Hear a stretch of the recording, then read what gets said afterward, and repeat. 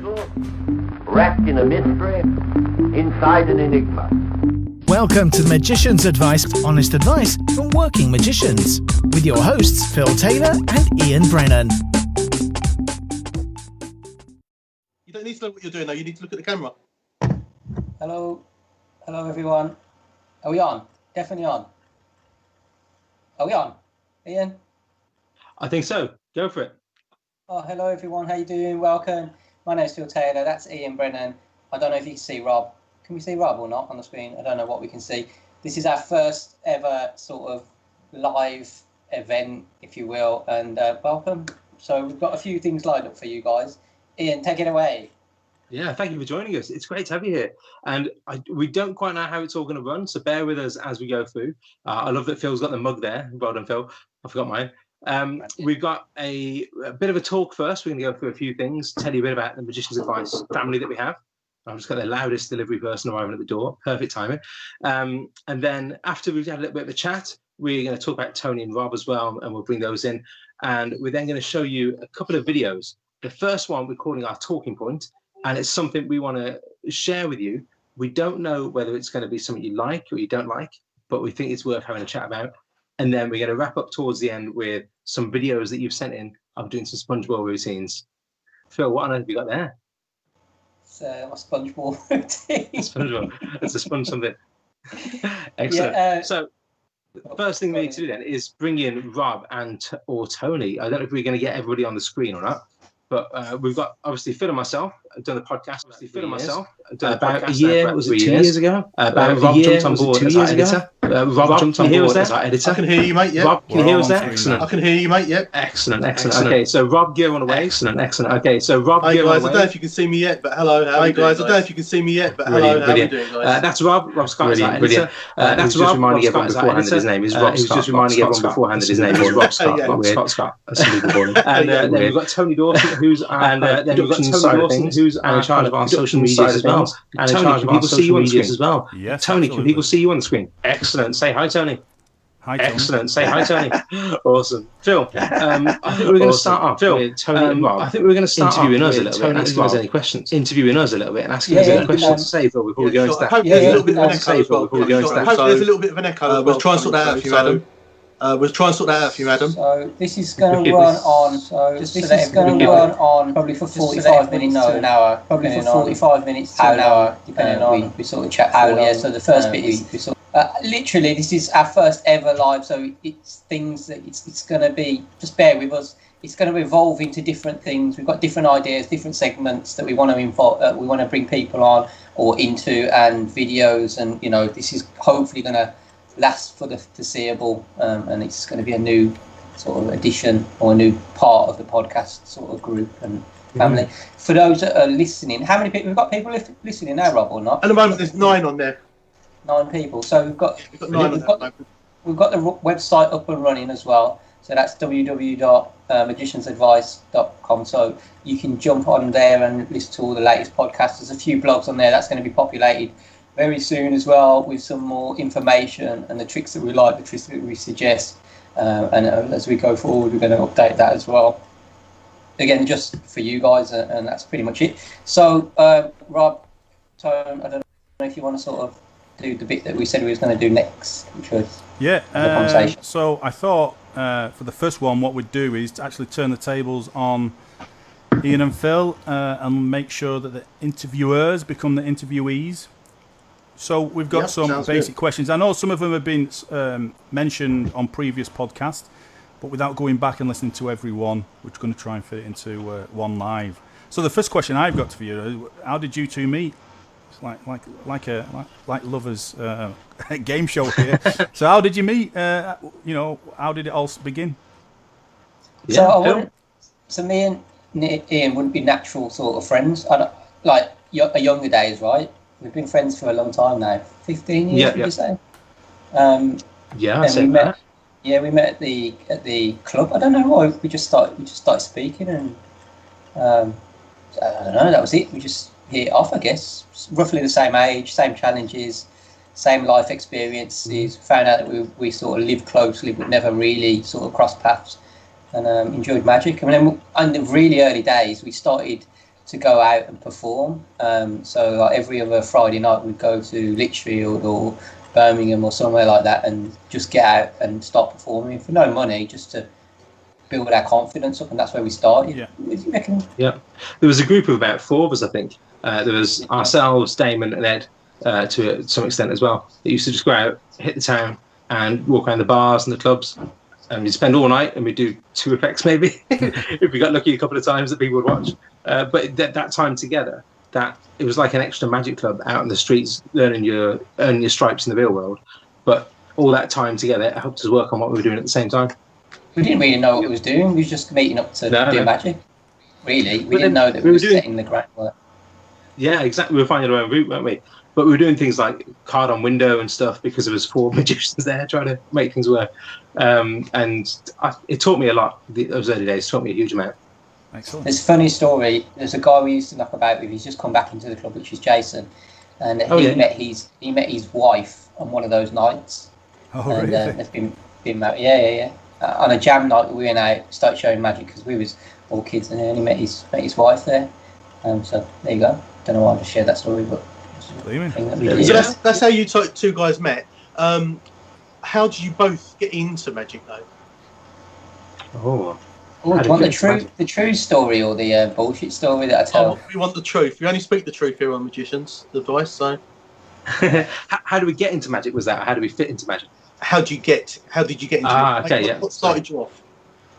Go on, Phil.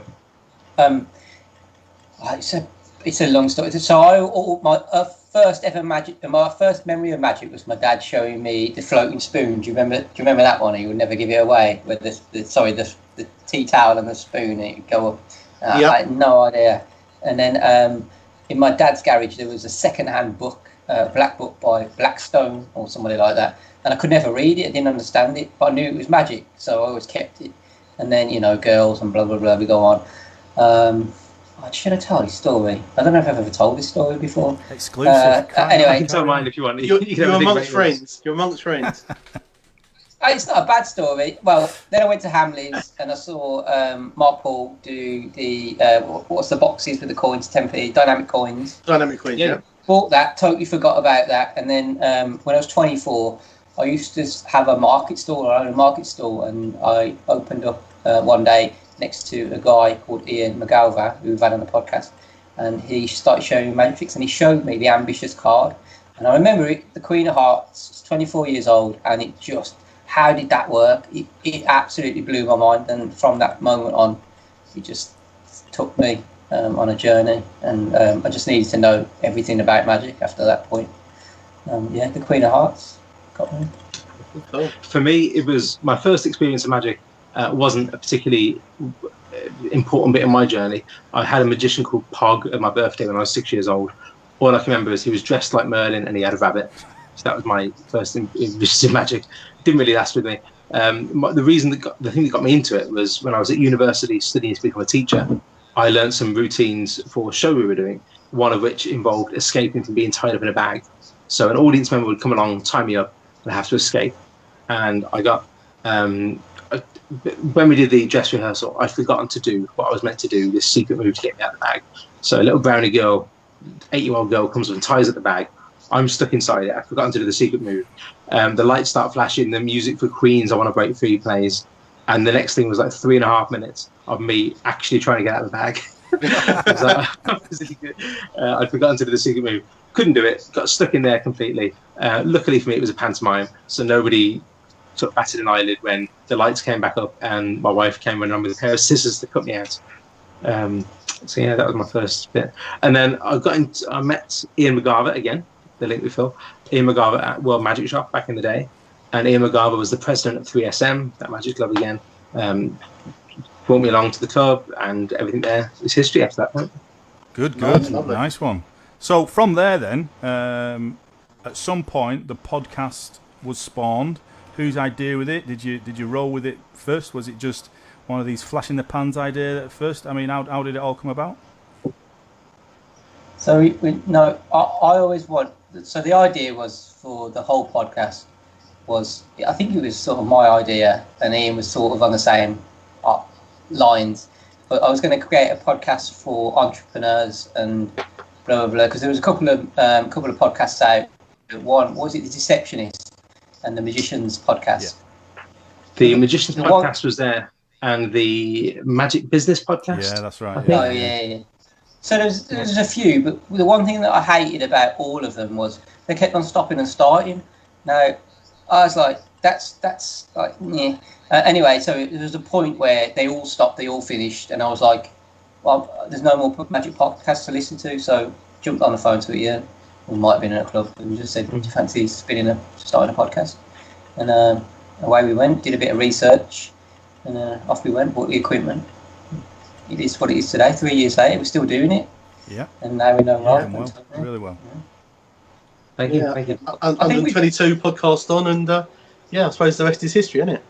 Well, we've got over 100,000 downloads now, haven't we? I think they're the figures. We've got nearly 800 people in the podcast group, and you know what? It was always about just teaching and learning and trying to find the best people to learn from. And also sharing the knowledge and hopefully bringing a lot of people on board. I mean, throughout the years, we get emails, weekly off people. So thanking us, just saying thanks for reaching out. Thank you for listening to the back catalogue. The one thing that we have found, or I've found, is we need to start covering that old ground again. With the wallets approaching tables, because a lot of our views and a lot of things we said back then may have changed. How we approach Magic. Well, there's new stuff on the market now as well. So things like the Wallet podcast and all that sort of stuff, covering old ground, but it'll be new material. Yeah, very much so. The way the kind of creation of ideas tends to happen is like when the podcast first came out and the website and then the vlog series, is Phil just tends to have tons of ideas and he'll spit them all out, and then we'll try a number of them, and then one of those will be a gem and we'll roll with that. But yeah, the idea is rubbish. Is that what it is? The idea is he has loads of ideas, but there's only one good one. No. It's very much the more ideas you have, there's going to be a few gems in there, I think. You just got to keep. I don't know why. Sometimes I'll just go to bed and think about it and go, we need to do that. And the whole thing with this show is, we don't want it like a podcast, and we don't want it like another and any other sort of lives out there. We're going to do different things, and maybe we're going to do a bit more controversial stuff and light-hearted stuff, and maybe take it away from Magic. We don't know yet, but the one thing for sure is we don't want to repeat anything that anybody else has done. So I don't think you're going to see quizzes on this. That's pretty sure, because that's already been done. As much as we'd love to do a quiz, it's probably not going to happen. But we're gonna jump into bits and pieces and change things up as we go, as we figure it out. But I'm glad we got Tony and Rob on board, because it helps a lot. And Tony sort of sorted out all the tech side of this today. Else we wouldn't have been doing what we're doing. Yeah. And of course, sorry, the other thing to mention as well is that a huge thank you to all the patrons we've got out there. Before we started, we didn't even know anything about Patreon campaigns or how we get support for it financially. And it got to a point where we were thinking, well, we can't afford to bankroll it anymore. We need the podcast to self-fund and to grow. So we put the Patreon campaign together, and we were shocked and amazed at how quick people were to jump on board and help us out. And just a huge thank you to that. All those people that have done that. You've allowed us to get better kit, better equipment, produce more episodes, get people on board with the team. It's made huge differences. We're not sitting here taking a salary out of it, but we're not losing money on it, which I think is the key. Yeah, because sometimes we have to. So people might not know this, but sometimes we have to pay for.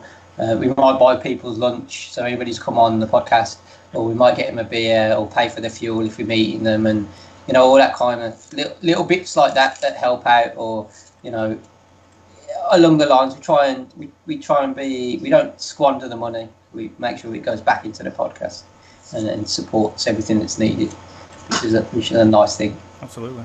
I mean, I did have a meal once, but that was 2 years ago. Rob, have you got another one?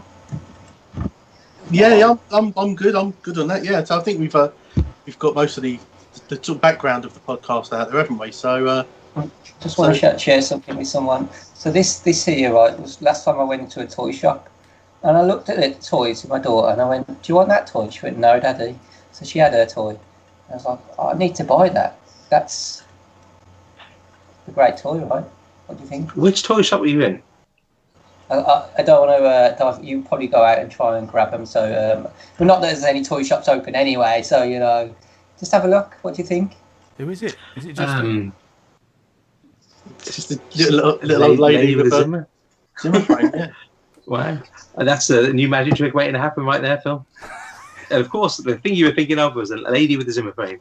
Now, does anybody want to see my background? I've got this great new background. No, we don't. No. We've got a question. We have got a question coming from Dean Duggan. He wants to know what is the most useless piece of magic kit that we've ever bought. Oh, let's start with Ian. Let's start with Ian. We were talking about controversial, wasn't we? So be careful what we say. Here we go, boys. Here we go. I'm just gonna go. Ian, you just mention yours while he's faffing about. Here we go. What was that? Sorry, Tony. You do yours while he's trying to find his piece of kit. Okay. For me, the one that I've had to get rid of because it was so useless for me was the Pro Mystic Mini Cube. Oh, right. Okay. There you go. There's one that people weren't expecting. No, definitely not. And the reason being, I wear hearing aids, which I remember this. Yeah. Process. So I wear little hearing aids there, which nobody would notice on a general day-to-day business. But when I do Pro Mystic, the effect is so perfect. They look for a way of doing it, and they look at you, and they look at your sleeves. There's nothing on your sleeves, and they look at the face, and they see this little slither of silver going down to the ear. And straight away they jump to, that's the method. You've got something in your ear, and then I have to go down. And I have got something in my ear. It's a hearing aid. Oh, it's a Bluetooth. Well, yeah, it is a Bluetooth, but that's not quite. That's not the method that we're using. And it kind of devolves into a discussion of method rather than a wow effect of a routine. Oh, what a shame. So I got rid of it. Yeah, no good for me. I mean, amazing. I had a routine down to pat. It was brilliant. But yeah, there's no point in having it if people are going to find their own method for it.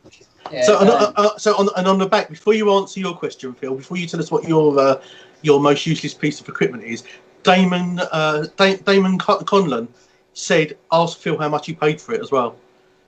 So he obviously knows something that we don't. You don't have to answer that because I do understand that the wife may be nearby. So we'll leave. So go on, Phil. What's your most useless piece of magic you've bought? Sponge. Oh! Ding dong. Hey! You mean you're not using that regularly, Phil? Well, I love sponge ball tricks, man. Ding dong, ding dong. I wonder how many people buy those at Blackpool or the other, phallic products that have been out this year, and they get them home and think, why the hell have I got this? I think you've got to be a very good performer or a certain performer in a certain place to get away with that. I mean, I have literally never used this ding dong ever. I was going to say, is that the first time it's come out of the drawer? I really want to say only on my wife, but slow the time. Let's leave that one there then. Yeah. So there's another question there from Chris. Is complete the opposite. Which is the most useful piece of magic you've bought? Oh, I tell you what, this is going to seem like a real odd one. These, and I know we've just recorded an episode with him the other day. Steve, but not specifically this pair. Steve Deller's cards. He's on the chat, or he was. Yeah, he was in the chat earlier on. Yeah. We've got him here as well. I love mark cards. Absolutely love them. Before I was running with, and I've just done a review for this as well, which is why I've got them right in front of me. I've just done a review for them. Before I used to run with DMCs. Yep. Which you can probably, if you know what you're looking for, you can see the marking on that. And then they went out of print. So I got some marksman decks, which I think are great as well. And then got some of Steve's ones. And I think these are the best ones I've got at the moment. They're brilliant. You can read the marking from there. Yeah, you can read the marking from there if you know what you're getting. If you want to buy them, his shop's on the QR code at the bottom. There you go, Steve. Yeah. You're welcome. And you know what? He has got a deal on those at the moment as well. I'm not going to give you no more details, but if you find Steve Deller on Facebook, he's got quite a good deal running on those at the moment as well. Steve, if you're still on the chat, if you're still watching the video, just post a link. Feel free. Yeah. The reason I love mark cards is they give you that extra level of confidence in the routines you're doing, even if you're not doing a mark deck routine. And my mind wanders sometimes when I'm performing. So I've done the routines I do quite a lot of times, and I'll be halfway through and I'll stop and think, actually, what was your card? The last table was a 2 of hearts. That table was a 3 of diamonds. What was your? And I'll forget, and then I'll get them to say it, and I can glimpse the marking, and I know where I am. So it pulls me back on track. So always work with the mark there. So another quick question come in as well. Look, I say quick question. This could be a long one actually. Hold on a second. I haven't finished mine, have I? Oh yeah, what's Phil's? Oh, well, I thought you'd just shown it. Sorry, Phil. He's just going to show his ding dong again. Yeah. Sauce for milk at table number 9, please. It is. Okay, so what's that then, Phil? Cards. Card. And that's the most. Just card. Okay. The most useful thing to a magician is a deck of cards. If you don't know what you're doing with a deck of cards, unless you're a coin worker. Are you? Yeah, this is very true. Very true. Well, no. You know what? The second most useful thing is a wallet. Yeah. A multi-purpose wallet. If you haven't got a wallet, it doesn't matter which one it is. I mean, this wallet is absolutely stacked full of effects and tricks. And it's my working wallet as well. So this is what I use. It's the Harry Robson one. But other wallets are available. Yeah, but Harry's is probably the best one for me. But you know, full of useful things in that wallet. If you want me to go through it, let me know. Yeah, I think it's horses for courses, isn't it? I mean, everyone's got different wallets, different things as well. I mean, I've got 2 main wallets. I've got one for performing, I should say. Sorry, one which is my everyday wallet, which I still use in performance, but for different things. So I use a JOL and I use a Stealth Assassin. That's my everyday wallet. Do you know what I did buy though? Check this out. This is the best. I went to Blackpool and spent a shitload of money, like a lot, on props and things. I bought this for £2. This thing, right? £2.50. Ah, okay. I was going to say, it doesn't look like a card. Is that the magician's insurance policy? Nope. 52 to 1. 52 to 1. You force the 10 of hearts and you get the 10. And you know what? The last 3 gigs that I performed at, I did this and it went down. And it went down like a house on storm. And I don't know why. A house on fire, because I think the simplicity of it was it's a card you force and you get it wrong and then you move on. Honestly, you should try sponge ball sometimes. Knew. You should see the reactions you get from that. Yeah. But you know what?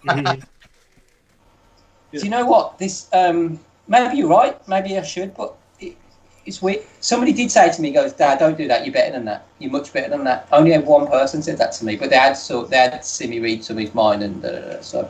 But I really enjoyed that, and I enjoy doing it as well, which is quite nice. So we've got another quick question here from Laurie Cooper. This one let's try and keep this really brief, because this we could have a whole hour on this. But it says, like they say, sorry if it's dull or over-asked question, but how do you go about putting a routine or a show together? So yeah, very good question. But like I say, try and keep it brief, because this could go on for hours. This one. Yeah. Well, Phil, do you want to go first? I'll tell you what. We'll answer it briefly, but I think we should do it as a podcast. I think it's a great question. Yeah, okay. So what we do then, we'll put a pin in it, Laurie. We'll do that on a future podcast. So make sure that you pick us up on our podcast stream on our website or our Facebook group as well, and we'll make sure that we do that as a one in the near future. Can I give one tip on it? I mean, we won't go into much detail, but the one thing I would say, if you're looking at putting together a structure or a routine or a show, get as many effects as you can in front of you before you start putting it together. So learn as much as you can. Don't think I've got 3 routines. Can I make a show of it? Get as much stuff as you can, as much knowledge before you start putting something together, and then we'll discuss the rest of our podcast. It's great advice to start off with if you're a magician. But I think maybe there's another way of doing it, which is a great thing, is to have an overall plot, an arc theme, and then I think that's what you're saying, and then you can put different tricks into that idea. Yeah. Whatever, but really simple, just so I've got it in my head. I'm learning Anniversary Waltz. Now, I've never learned it before. Yeah, it's a very standard trick, but I wanted something different. So every day now I'm thinking about a pattern of how I can make that relevant for the bride and groom that I'm going to do it for, if we're allowed to ever to go out. So just really quickly, that was my idea, the bride and groom. So how am I going to turn this into that? And really simply is, this is the world, these represent people, and then they get a card and you've got this whole pattern line, and maybe I'll share it at some point, but that's what I like. Anyway, yes, moving on. Okay, so we've still got some more questions here if you want to go through those, guys, or what do you want to do? Do you want to continue the questions for the time being? Yeah, we'll do a few more. Okay then, so Okay, brilliant. So so very quick answers then. Have any of you managed to sell an original trick or routine for profit yet? Well, I haven't. So that's the question. No, not me. So Ian has. What is it? Where can they find it then? The thing I'm selling is my book. I haven't got one here actually. Have I? I'm gonna have them lying all over the place. My book is a paperback version, the original. It's now in hardback, and it's a collection of about 13 essays and 10 routines, and people are buying it. There you go. Okay. Phil, I had one that come out that got poo-pooed by somebody who nicked the idea and sold it, and they're no longer in production, or the company isn't, so which is great for me. They never paid me money. But no, got these. I found these. There's 4 copies. I don't know if I want to sell them. Just brief. This was my first ever sort of hard magic. Yeah. I've got that. Tricks. Yeah, brilliant. Can I send you one? Yeah. Okay then. No, so lovely. So I downloaded it illegally from the internet, Phil. It's all right. Yeah, he'll be sharing that with me later as well. So that's good. Mega share, wasn't it? Okay, so your favourite piece of propless magic or mentalism. So I would say propless. It's got to be. I mean, I know they class them as props, but learn something with a deck of cards. It's not really a prop, is it? It's a tool. It's not what you class a prop. Learn something with a pack of cards, and you'll just keep going forever. For my prop. No, so I think the question maybe, or reframed, is what do you do when you haven't got anything on you? Potentially. Make sure that you have. Well, yeah, there is that. I mean, go on. You know, you can always pick something up from somewhere, can't you? So I used to be the guy that had always something on me, like Rob said, a penny or a pound or something like that. Coin tricks. You'd always find coins on people. But we're going to move into this new world where there's potentially not going to be any money. You can already see businesses going cashless. So we're going to go down that road at some point in the future. But the one thing you all have is your phone, right? So app magic, but it's still not the question that's been asked. It's whether you want to perform or not, and you find something that's strong enough that's going to work every time. That's going to be... Again, I think that we could actually do a podcast on that subject alone. Yeah, that's for me. Yeah, for me, I don't do propless. I never do propless mentalism, or well, I don't know how you do propless anything else, but I don't do propless mentalism. If someone asks me to do a routine and I haven't got anything on me, and it's how I don't use my phone for any either, really. But if I haven't got anything on me, I'll look at what's there, and hopefully I'm at a table, because that helps a lot, and I'll get something and I'll banish it to the table, and I'll just start lapping things.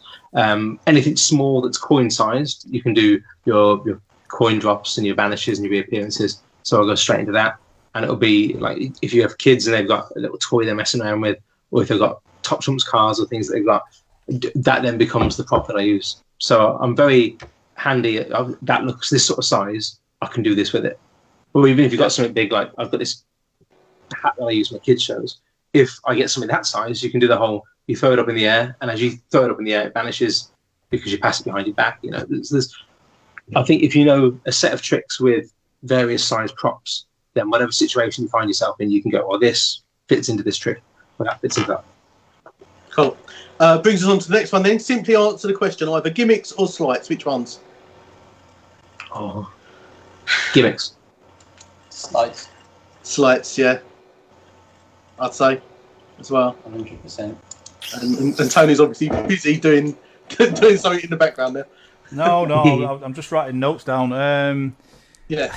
You know, it's one of those questions, isn't it? You can pick one, but you'd like the other as well. Yeah, true. It's like asking who your favourite child is. It's one of those things. If you can do something and there's an easier way to do it and you get the same effect, then go for the easier way to do it. Yeah. For me, the reason I say gimmicks is I love sleights, and there's nothing wrong with learning your sleights and your technicality. And I love it when I can get to stay with somebody and blow them away with different card manipulations and bits and bobs and that sort of stuff. But if I look at my case, it's not a case with one deck of cards and that's it. I've got a case full of props and gimmicks. I've got a drawer full of gimmicks. I buy more gimmicks than I do learn sleights. I've got lots of books and DVDs that I've learned sleights from, but I'm surrounded by gimmicks. Yeah. Okay. So I'm just making some notes down here as well. Okay. So we've got that. We've got. I think we'll have one more question from this. There's still another couple coming through, but what I think we do is if I make note of those, we can pick those up on the next live. We can answer those on the next live, yeah? So the very last one for the time being then is what thing are you guys looking most forward to once the lockdown is over? For me, it's socialising with people. Meeting people, being able to perform for people, socialise with people. I have many answers, but probably not right for the live. For me, it's getting back onto a level of normality in my own head, because the last 6 or 7 weeks I've stagnated so much, and I've slowed down so much, because I've been looking after our 2 girls most of the time, which I don't regret at all. But it just means I've been working on an 8-year-old level for the last so many weeks, from morning until dusk, and all that time I would have spent reading books or studying, it's vanished. And I find having conversation with people a lot harder now. I write for the different magazines in Magic, and I find that a lot harder now because I'm just not engaging with grown-ups anymore. It's nice to see what. Thank you for coming. Yeah, exactly the same. It's just getting out there and meeting people. I mean, we're having our Magic group nights on Zoom, and although you're still socialising with each other, it's just that human interaction. It's just not the same. So to get back meeting people, even just to get to work, I know it sounds crazy, but it's just that. Getting back to normal life. If we talk about Magic, then that's what I'd say. Great to get back to the group and see everyone, see how everyone's doing, and actually see Magic instead of trying to come up with stuff to do to camera. But yeah, that's what I'm looking forward to. So yes, I think what we do is we put the pin in the questions as such. Yep. There. Wayne Goodman, just basically Wayne Goodman's on. Hi Wayne. He just said that Ian's book is great. So there you go. High praise in itself. Thank you, Wayne. So yeah, good evening to everyone else that's on as well. We've got Laurie Lorenzo, we've got Paul Martin, we've got Richard Harrington, Gideon, loads of different people on there as well. So yeah, good evening to every single one of you. Okay, so thank you very much. Good to see you. I'm going to leave you with Phil and Ian now. They're going to show you a video. Just let me know when you want the video starting, and then we're going to have a little bit of a debate afterwards. Okay, see you in a bit. We're doing the sponge balls. No, is that what we're doing? We're going to do that one afterwards. This one is the talking point one. Oh yeah, yeah. So before this video sort of kicks in and goes live, we had some thoughts around this topic. Now, if you're of a certain age, we'll talk about this after. There's some debate around this. It's a bit. It's not controversial in the sense that it's really bad. It's just, should it be? Are we doing this video be? Yeah. Are we doing things now just to get clicks and entertainment, and forgetting our responsibility as sort of performers and who's watching? You'll see anyway. So yeah, roll it whenever you're ready, Tone. Cheers, bud. And don't try this at home.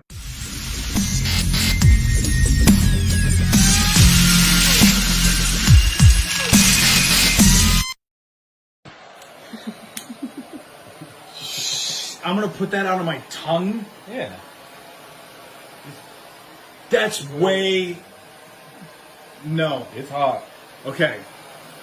So he does this as a stuntman, and he has a way of putting out the blowtorch on his tongue. It's bigger and louder than I thought it was going to be. Okay, real talk. There's a lot. You just gotta be quick. You gotta get into position. Turn it off just for a second. Turn it off just for a second. I can't. I'm freaking out. Okay. Okay. So I'm going to hold it like this. Yeah. And then hang on. It's hot. Yeah. So I'm like this, and then I got. Again, you were hovering above your tongue for that? Yeah. Get it like so. It's right here. This is not. Okay. Down and then in. Yeah. Okay. This. Yeah. And then so flame. Yeah. You don't want to slip off the tongue. You want to. If you freak out, then it's gonna be. Thank you. Thank you. Just stay calm. Slow and steady. Light it up. Okay. So I can later. Open it up. There we go. I can feel the heat. I can feel. What's over 1,500 degrees? Holy. Almost touching the middle part. Oh my gosh! I've never been more afraid of anything in my entire life. I've never been. Okay. It's so big. And the longer you go, the harder this is right here. Okay. Just gonna do it. All right. 1, 2. You want to do it calmly. Okay. All right. No. Give me this one. That was too hot. Okay, I'm gonna do it. Okay. This one's not hot. I'm gonna do it. Okay. That's what the back is for. I never see you so scared. Stop. This is stop. Bring it like right here. Okay. And there. Okay. You want to push it against first, then rock it. Woo! No. That's not how you do it. No, no, you slid down. It's really scary. Okay, just. Okay, listen. Just stop for a second. Just listen. Okay, you breathe out. I need you to stop. Okay, I need you to not do that because that was really scary. Okay, I'm going to do it. He breathed with me. I would like so much to look more brave than this. This is not correct. So I can touch it. You want to touch it sideways, so you can touch it sideways to rotate it. I think what I'm doing is I'm trying to rotate it and nail it. Whereas if you use the pivot, you're going to. This is just.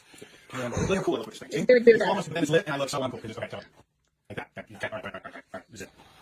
Slow and steady, Justin. Move with purpose.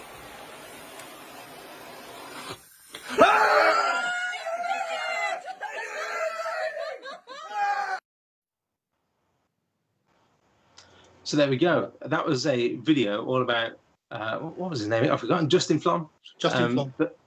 Extinguishing a Bunsen burner, not a Bunsen burner, a blowtorch on his tongue. We saw this, and it's been shared around Facebook and Instagram and all of that jazz. And it kind of took us as a bit of a blindside. Should we, as magicians, be supporting this? The first thing that stood out to me is not once on there does it say, kids, this isn't a good idea to try at home. Don't try this at home. It was all a case of, oh, look what we can do. Let's all whip out a Bunsen burner, or let's all whip out a blowtorch and have a go at sticking it on our tongue. It seems a bit dangerous to me. What do you make of it, Phil? 15 years ago, I probably would have done it. If I was still living at home with my dad and saw this kind of thing, this is one of the things I would have actually tried. Now, the problem with Justin Flom and a few other people is, are the methods that they're using exactly right for what they're showing, right? So you have that argument of, there's that argument there, you can put that aside and say, okay, is that the actual method? Because you can imagine some kid getting a blowtorch and just going on his, you know what I mean, and trying to put it out in his tongue. And I saw a few now from the American sort of Justin Flom. What's the other guy's name? I don't know. The other guy's name who does these crazy videos as well. And I'm like, it's not magic though. It's just a stunt to get views. Yeah. I don't think it's exposure of any sort, because like you say, it's not magic to expose. But I think it's very reckless and very careless to put out. Because I know if I used to be a teacher full time, I did that for 10 years. And I know that kids will try the stupidest things. And if you tell a kid to try something, they'll try it. There's no two ways about it. And if you're there saying, look what you can do, you get yourself a blowtorch and you just wave it around your face, that's a pretty big risk. And they've got thousands and thousands of people watching this clip. If one of them tries it and it goes wrong, I could never live myself if that was me. So they're getting like 20,000 downloads, 500,000 views, and he did one with the fire. Did you see the fire one where he puts it in the water and spray canister and gas, and then puts the bubbles and then lights the fire, and the fire goes up and take a picture. And you're like, oh, like, is this what we're doing now? Have we stopped? Are we just bastardising ourselves just to get the clicks so we can get some money? Yeah. It feels really dangerous, doesn't it? And it feels really low in. Oh, okay, great. It's a lovely stunt. They're doing what they're doing. It takes a bit of skill to do and a lot of balls to do it. But why? Why would you share that with people in this form, if not just to get clicks? Yeah, there's no other reason to share it. Well, so far on Facebook, it seems that everybody's agreeing with us. So we've got Damon Conlon says this is just natural selection in action. Sean Miles is absolutely not. Flash paper's banned, so why is this? Jules is saying it's all kinds of nope. Laurie Cooper, no way. So it seems like everybody is kind of agreeing with our thoughts on it as well, guys. And it's the sort of thing where it's so dangerous. Those blowtorches, you have to turn the thing to turn it off. There's no release catch. Like my lawnmower, if you let go of the handle, it cuts itself off. That blowtorch, you drop it, it's going to burn the floor. There's no two ways about it. And if you drop that on you, it's going to burn you. You've got the argument of blockhead. Now, if you started doing blockhead and putting it out as a video, is that not just the same? Good point. And I think the difference there is the danger level is if blockhead goes wrong, if you really hit it, okay, you get a nail going up through your nose cavity. But it don't think it's going to get far enough to do you much damage before the pressure leaves off. Depends how big the nail is. But with the blowtorch thing, that is, you know, you're going to scar your face. That's going to be noticeable for a long time. And burn down your garage and everything else if you drop, because that doesn't go off. It's so dangerous, so dangerous. And I just can't get over it. They don't say to anyone, don't try this at home, kids. Their logic is, my mate here's a stuntman, so that means it's okay for us to have a go at it, and it's okay for you to have a go because he's told us how to do it. Whoa, okay, he's a stuntman, great. How many stunt movies has he needed to put a blowtorch out on his tongue? Is that like a thing? Yeah. You know, I can understand jumping out of cars and falling from airplanes, but putting a blowtorch out isn't a thing. It's a thing you do for like a beer, a drinking bet. It is a stunt like this. Yeah. It's just a bit silly, isn't it? So I'm going to have a go. Well, someone's actually put here, would Phil choose to fart while holding the flame near his arse? So. Who was that? That was Sean Miles. Tell Sean to do one. Anyway. I don't need to tell him, mate. He's just heard. Oh, yeah. You can hear us, Danny. You can hear us. It's all good. Yeah, so we thought it was an interesting talking point. And we wanted to hear what you thought as well out there. Who knows, some people might think it's the best thing to do, to share really dangerous stunts on YouTube and on Facebook. I don't know. That's a question for people. Would you like us to do on the next live to talk about exposure? And I know it's been talked about on the podcast, but to show you some people who are, or famous magicians who are using the medium to expose tricks for potential views and money. Personally, I want to do it, but I know the guys don't really want to explore that because it's a bit controversial to Mark. But I definitely sort of want to go down that road and look at it and debate it. And so I've done a bit of digging around on some of the people's channels, and I've started to realise what they're doing to make more money out of these. So they're using magic as the actual, to get views, the function and the exposure, but what they're doing in the background as well is different, and what they're trying to make you do, and so it's a bit naughty, really. Another topic as well, which popped up in my little circle of friends recently, was the belief that magicians are controlled by demons, and the magic you're doing, some of it is sleight of hand, and the rest is controlled by demons. I've had a few videos shared with me that are proof that magicians like Dynamo have actually got demon spirits inside them, and they are using these demons to channel the magic. Now, the videos that I've seen, none of them have actually got anything that can't be explained by a normal magician conversation. But that could be a chat to have on here. Show you the video, see what you think. Ian, didn't we do that thing down the lodge before we became magicians? Didn't we do that thing down the lodge before we became magicians? Anyway, moving swiftly on. Possibly. Let's do the SpongeBall bit now. So we asked some people to send in some SpongeBall videos. I'm not really a fan. I do see the value in it, but some people have sent in their action and their routines, and we've got some amazing responses as well. And stick around, because right at the very end we've got a very special sort of routine, and you'll see some very famous hands, but not faces. You ready? Let's roll it then, Tom. Let's do it.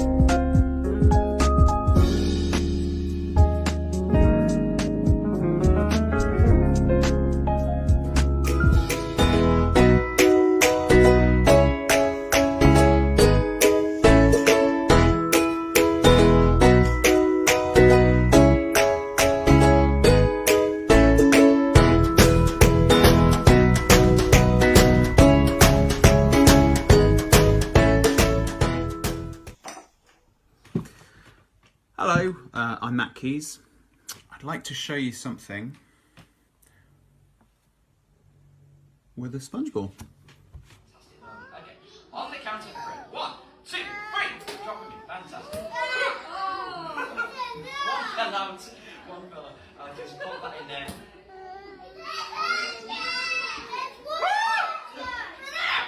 How did you do that? Did you know you could be magic? You knew you could be magic.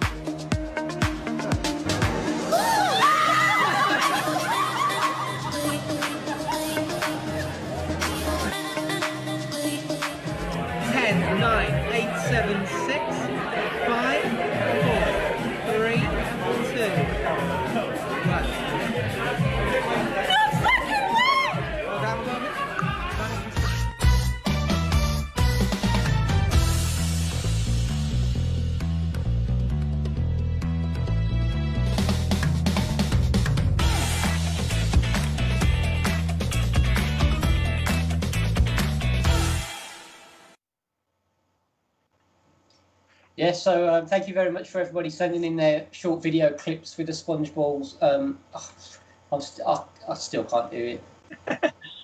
Fair enough. Fair enough. I love the reactions you get from people in there, and you've got Frosty and then Owen were both doing it to different ladies at a party, and the reactions there are huge. I know one of them started swearing, sorry, I forgot to mention that. And then you've got Professor Dan does his with the kids show, and they get a huge reaction. But there's one moment there where the appearance of all the sponge balls happens, and no one gives a damn. It's like the box is full of sponge balls. Nobody notices. Everyone's like, yeah, who cares?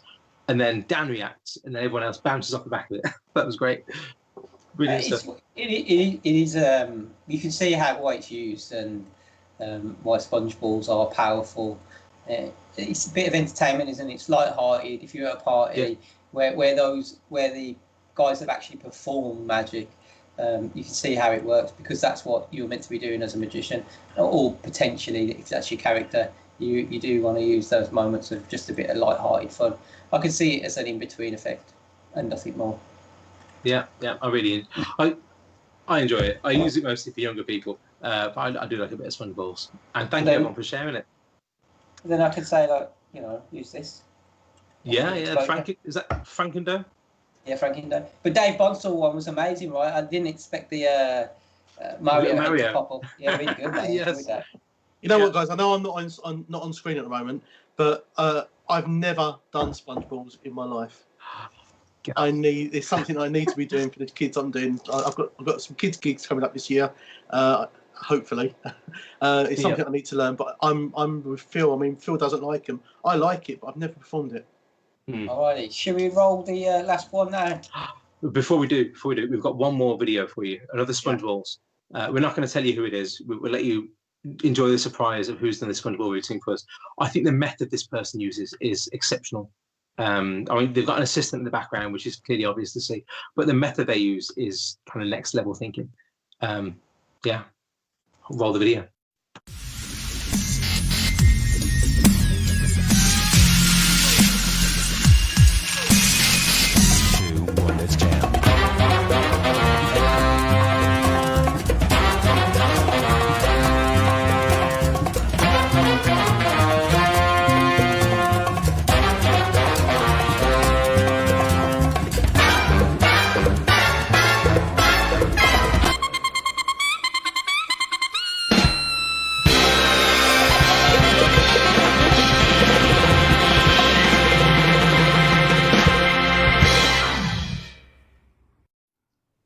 Back on.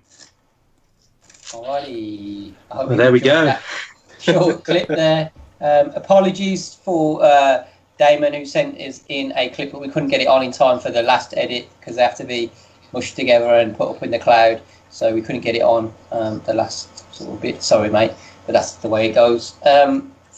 Right, so we're going to draw this to a close this evening. We've been on for an hour. I think it's gone all right. I don't know what you guys think as well. Thank you, Rob. Thank you, Tony. Thank you, Ian, for my pleasure on the live. And again, thank you, Tony, for making it all look professional and great and sounding good as well. And we'll see you again. Are we doing it again next Friday or? Well, no. It's once a month at the moment. You know, give us a chance. We haven't got a date yet, so it's probably another 3 or 4 weeks. But once we get used to it, we'll do it more often. But if you've got any ideas, anything you want to see, just let us know. Wicked. Oh, shameless plug as well, and I'll do it on your behalf here. But Tony also does a YouTube series of like tech and Zoom videos and this sort of stuff. So if you want to find out more about how this has all been put together, check out Tony's YouTube. It's my new thing. And Rob's going to be doing his own YouTube channel as well on editing stuff. There you go. There you go. Yeah. So I've got my own editing company going on. So yeah. So if you need a podcast editing, yes, of course. All right, sound. Thank you very much for joining tonight, and we'll see you again. Listen to the podcast and all the same sort of stuff, and we'll see you again some other time. Thank you very much. See you later, guys. Thank you. Bye. Bye.